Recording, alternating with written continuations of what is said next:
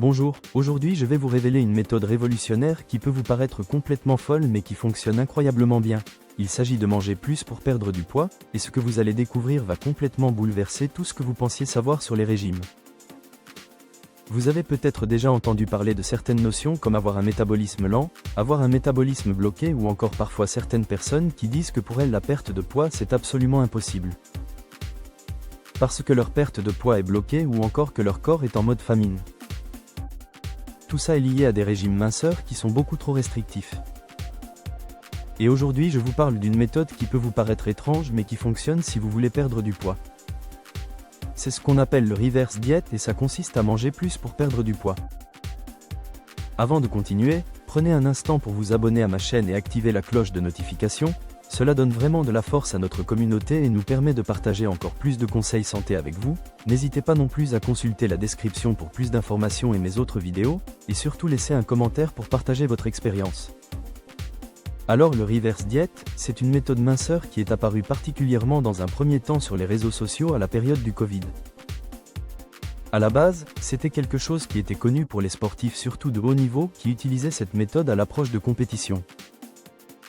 Pour pouvoir rapidement créer du tissu musculaire et être plus performant le jour J, c'est quelque chose qui a été un petit peu révolutionnaire parce que ça vient vraiment en opposition avec les méthodes minceurs qu'on vous vend. Depuis les années 70 et 80 qui sont systématiquement toutes basées sur le déficit calorique.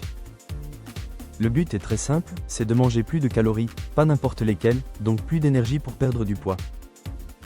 Cela peut paraître paradoxal mais vous allez vite comprendre.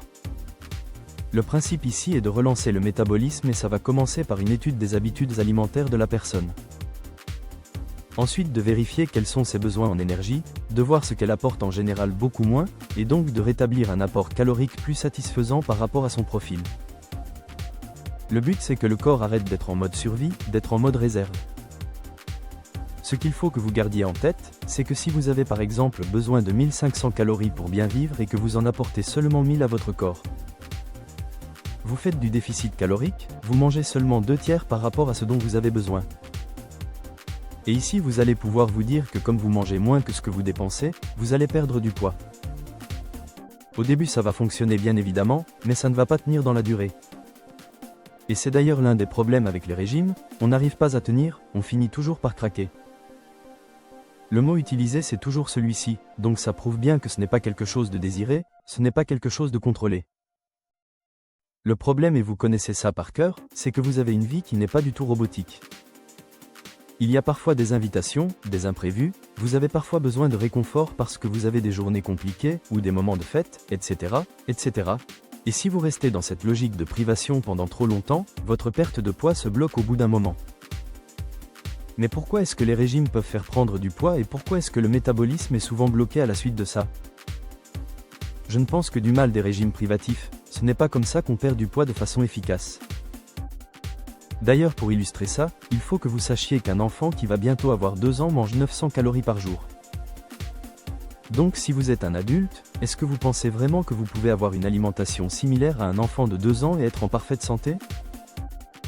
Donc si vous mangez comme ça, vous allez très vite vous rendre compte que vous ne prenez aucun plaisir parce qu'il n'y a pas de gras, pas de sucre et pas de goût.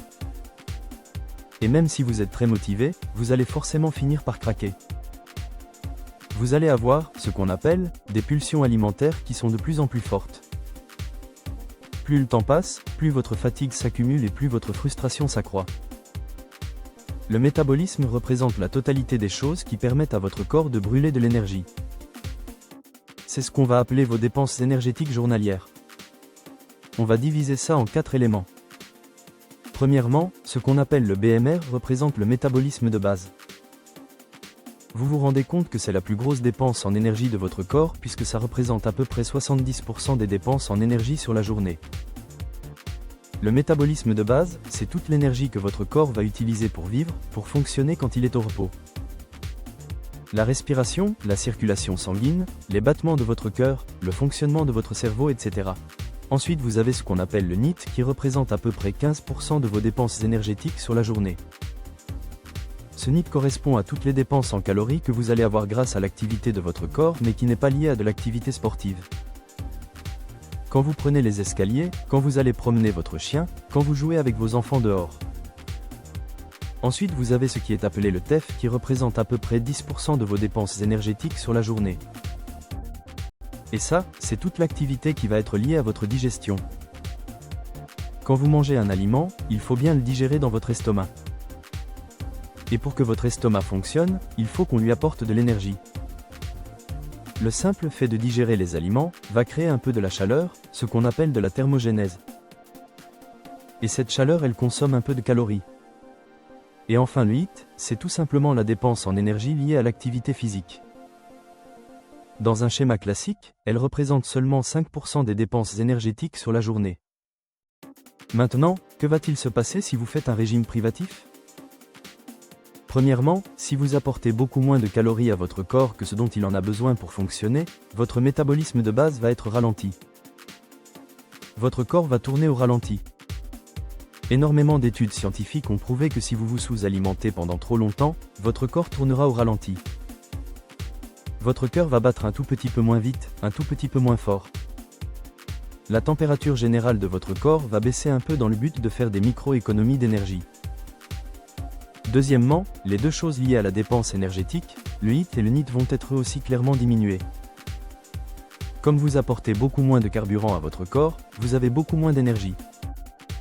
Vous allez forcément faire moins d'exercices dans la journée, et si vous en faites, vous allez les faire avec une intensité moins importante. Et enfin, si vous mangez moins, vous digérez moins, donc vous relâchez moins d'énergie. Le bilan, c'est que votre corps s'est complètement adapté à cette situation de déficit calorique. Vous ne perdez plus de poids et c'est ce qu'on va appeler avoir un métabolisme bloqué. Et c'est pour cela que le reverse diet peut être quelque chose d'intéressant. Le régime n'est pas la solution, car vous mangez moins et vous maigrissez certes, mais votre masse musculaire va diminuer en premier. Vous perdrez plus de muscles et d'eau que du gras. Le reverse diet, c'est quelque chose de complètement différent. Mais attention à ne pas tout confondre, évidemment si vous mangez plus de calories que ce dont votre corps a besoin, vous allez prendre du poids. Le reverse diet, c'est plutôt de partir de vos habitudes actuelles qui sont sous-estimées en termes d'apport en énergie et de la réaugmenter un peu pour la faire se rapprocher de votre besoin journalier. Mais surtout de faire en sorte que vous mangiez mieux car votre problème est la qualité des aliments. Vous allez également améliorer votre vie sociale. Premièrement, l'hypoglycémie est quelque chose de compliqué à vivre au quotidien. Ça crée de l'irritation, vous êtes moins sympa avec votre entourage, et vous pouvez avoir des baisses de concentration. Deuxièmement, quand vous faites un régime, votre vie sociale est grandement impactée.